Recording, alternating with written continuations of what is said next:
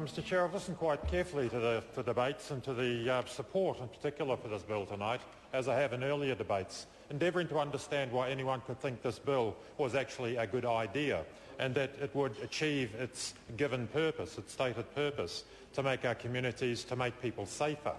I see nothing in this bill. It is completely contrary to the evidence anywhere in the world to suggest that a regime that's proposed in this bill would actually make our people, our communities, our public safer. We've heard a lot about statistics and numbers, particularly from Mr Garrett earlier, and it seems that he's making the classic mistake of interpreting research to confuse correlation with causation. The fact that two things happen at more or less the same time does not suggest that one is causing the other. There is, dear me, I do wish Mr Garrett would find a new insult, because that one's getting positively boring. We've heard a great deal about numbers, and clearly from this side of the House there is a preference for arguments that can be reduced to cost-benefit analysis, numbers, statistics as you'd give us. Putting aside for a minute that social values are very much more difficult to establish than dollar values.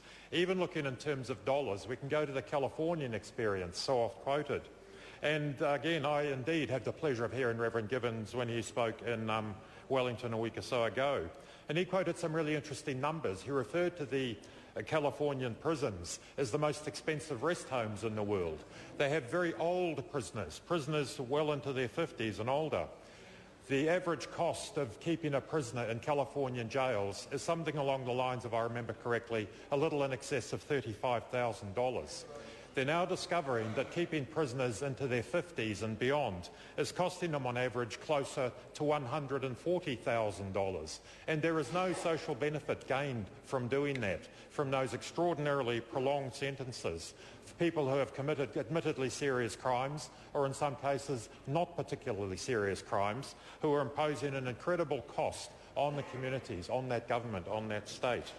We've already seen recent times this government passing legislation to allow private prisons, to allow the use of court cells, on the understanding that apparently we're obliged to do this, double bunking, making containers into cells, because we can't cram any more people into the jails. And yet we're imposing this extra cost on ourselves by putting provisions in this bill. The denial of parole will put people away for longer periods, to no social benefit, to significant social cost.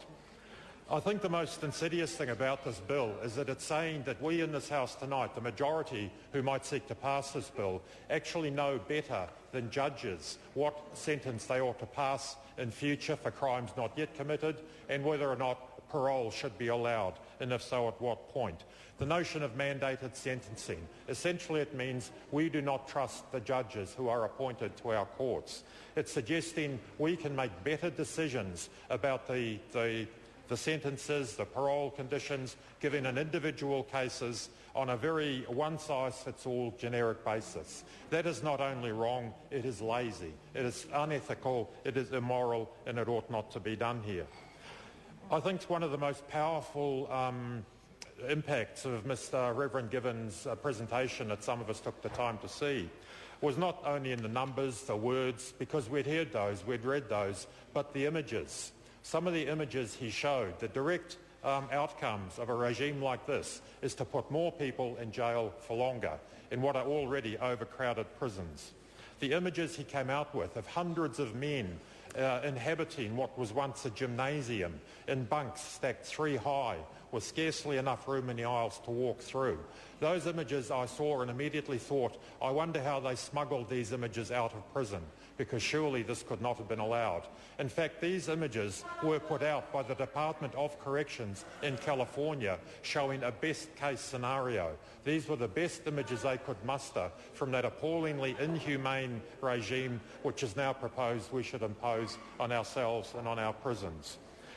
There is no deterrent effect from longer sentences. We know this. The research internationally tells us that. The deterrent is the likelihood of being caught.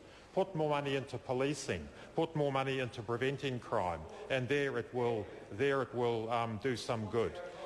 Having longer sentences is not a deterrent. We know this. We know that in New Zealand, as in California, Chris Tremaine.